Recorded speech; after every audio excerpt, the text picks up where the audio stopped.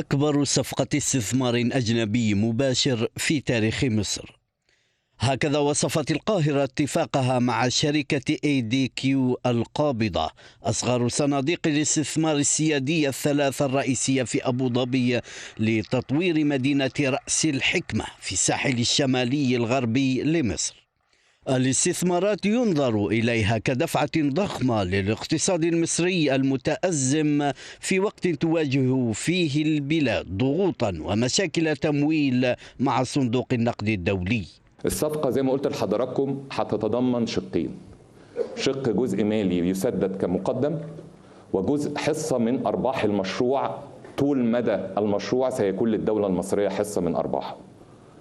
نأتي للشق المالي اللي هو المقدم.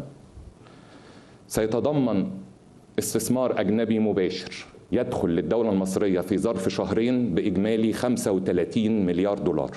تقع شبه جزيرة رأس الحكمة على بعد نحو 200 كيلومتر غربي الإسكندرية في منطقة منتجعات سياحية.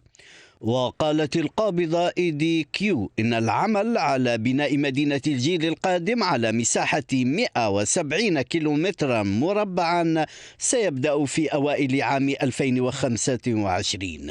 المشروع ده هيتضمن أحياء سكنية لكل المستويات، فنادق عالمية على أعلى مستوى، منتجعات سياحية، مشروعات ترفيهية عملاقة تبقى موجودة. وتشهد مصر نقصا مزمنا في العملة الأجنبية، ما أدى إلى ضغوط مستمرة على الجنيه المصري وعلى الإنفاق الحكومي والشركات المحلية. وارتفع التضخم إلى مستويات قياسية في الصيف الماضي، كما أن عبء الديون أخذ في الارتفاع، فيما يتفاقم نقص العملات الأجنبية بسبب تراجع إيرادات قناة السويس في أعقاب هجمات الحوثيين على الشحن في البحر الأحمر. وتعثرت حزمة دعم مالي قيمتها 3 مليارات دولار أبرمتها مصر مع صندوق النقد الدولي في ديسمبر 2022، بعدما أحجمت مصر عن تنفيذ تعهدها بالانتقال إلى نظام مرن لسعر الصرف، وأيضا نتيجة لبطء التقدم في بيع أصول حكومية.